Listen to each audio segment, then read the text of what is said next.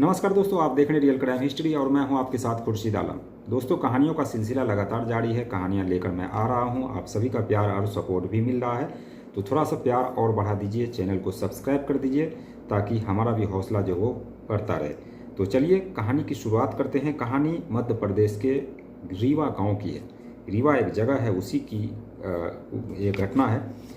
एक भाई अपनी बहन के साथ रेप करता है और उसको मर्डर भी कर देता है। और इस बात की जब पता लगती है गांव में, तो उसके बाद और भी कुछ राज निकल के सामने आते हैं कि उस रेप में और उस मर्डर के पीछे और किन लोगों का हाथ था। उस घर के लगभग सभी फैमिली का हाथ था।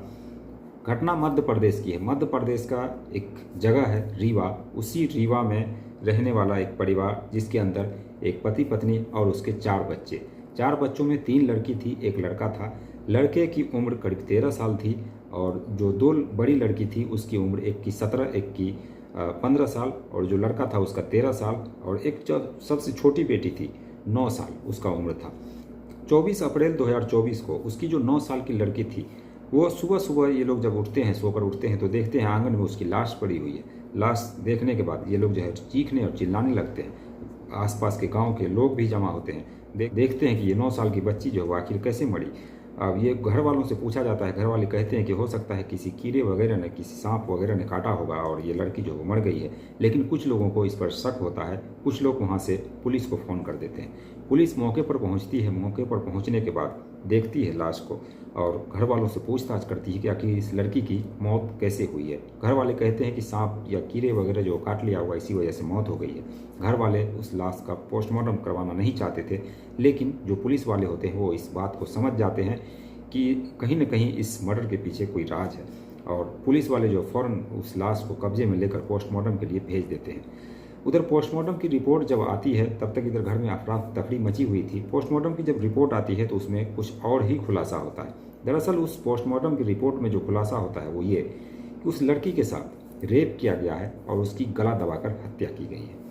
जब पुलिस वालों के पास ये मामला आता है कि उस लड़की के साथ रेप हुआ है, अब पुलिस जो है वो अलग अलग तरीके से जांच शुरू करती है।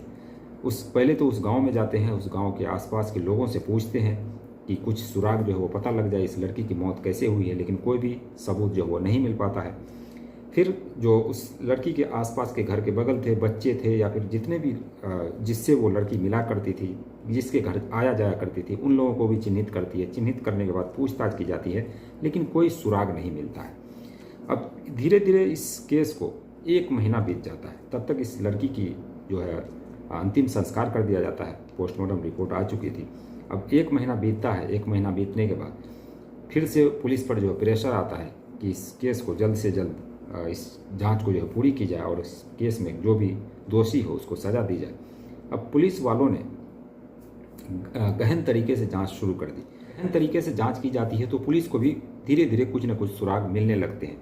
गांव के लोगों से ही उसको पता चला कि इसके घर के अंदर जो है वो जो इसके पिता हैं वो तो बाहर रहते हैं, बाहर में दिन भर काम करते हैं। एक लड़का है जो कि लावारिस की तरफ घूमता रहता है, उसके हाथ में हमेशा मोबाइल रहता है। और जो उसके आसपास के जो बच्चे होते थे, साथ में ये लोग जो है पोर्न वीडियो देखा करते थे। अब ये बात जो है धीरे धीरे पता लगती है पुलिस वालों को कि ये जो लड़का था जिसका उम्र 13 साल था, तो उस लड़के को पुलिस वाले जो है पहले बहला फुसला कर पूछते हैं। नहीं पूछने के बाद उसको धमकी देते हैं। धमकी देने के बाद वो जो लड़का है वो डर जाता है और कहता है कि मैंने ही अपनी बहन को मारा है। फिर ये रात जो है वो सामने आती है और ये लड़का कहता है कि मेरे घर में एक मोबाइल है और मोबाइल में जब भी मैं वीडियो देखा करता था, देखते देखते कुछ गंदी फिल्म जो है वो आया करती थी और देखते देखते मुझे उसकी लत लग गई। लत लगने के बाद एक रात ऐसी आती है 24 अप्रैल 2024। उस रात को उसकी जो छोटी वाली बहन थी, क्योंकि बड़ी वाली बहन के पास वो जा नहीं सकता था, वो उससे बड़ी थी, डर से नहीं जा रहा था, लेकिन जो छोटी बहन थी उसके पास वो जाता है। जाने के बाद उस लड़की के साथ सो जाता है। रात जब होती है, रात होने के बाद उस लड़की के साथ जो वो छेड़छाड़ करने लगता है। लड़की विरोध करती और शोर मचाती तो वो लड़का जो है उसके मुंह को दबा देता था और दबाने के बाद उसके साथ बार बार जो है वो रेप करता रहा। रेप करते करते जब लड़की खूब चिल्लाई चीखी तो उसके बाद जो घर के और भी मेंबर थे, 2 लड़की थी, वो दो लड़की जो है वो जग करके आती है और वो अपने माँ को भी बुलाती है। तो सभी लोग जब आते हैं तो देखते हैं कि ये जो लड़का है वो नग्न अवस्था में उसकी छोटी बेटी के ऊपर जो है वो लेटा हुआ है और उसके साथ जो वो गलत काम कर रहा है। अब ये बात जैसे ही देखती है उसकी माँ जो है वो डांटती है, कहती है कि तुम नीचे उतरो, और बचाने की कोशिश करती है। जैसे ही घर वालों की आवाज़ सुनती है वो लड़की जो है वो चिल्लाती है और कहती है कि ये सारी बात जो मैं पापा से बताऊंगी, पापा को आने दो। अब ये बात जैसे ही उसकी माँ सुनती है वो कहती है कि ये सारी बात जो है ये लड़की अपने पापा को बताएगी, जिसके बाद घर में और भी विवाद होगा।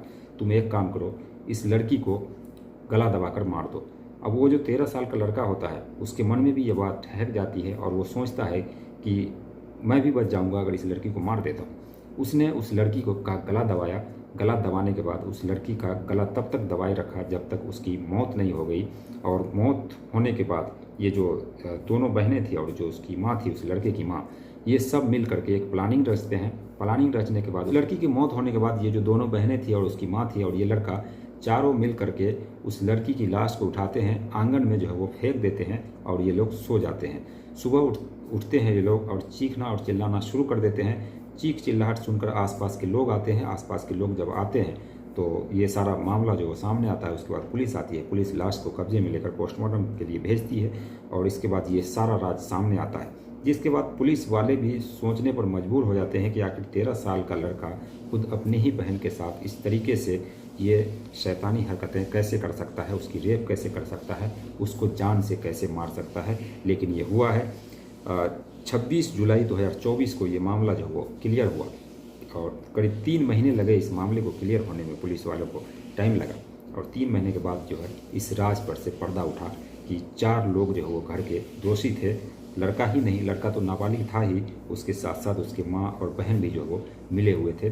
जिसके बाद पुलिस वालों ने इन सभी के खिलाफ जो मुकदमा दर्ज किया, उन सभी को जेल के सलाखों के पीछे डाला है और जल्द से जल्द पुलिस वाले जो है इस केस को, इस चारों के खिलाफ जो चार्जशीट दाखिल करके इसे जल्द से जल्द सजा दिलवाने का काम भी जो वो करने में जुटे हुए हैं। तो ये थी एक भाई और बहन की कहानी जिसने अपने बहन के साथ ही इस तरीके का गंदा व्यवहार किया, गंदा काम किया और उसकी जान तक ले ली। तो ये थी एक कहानी।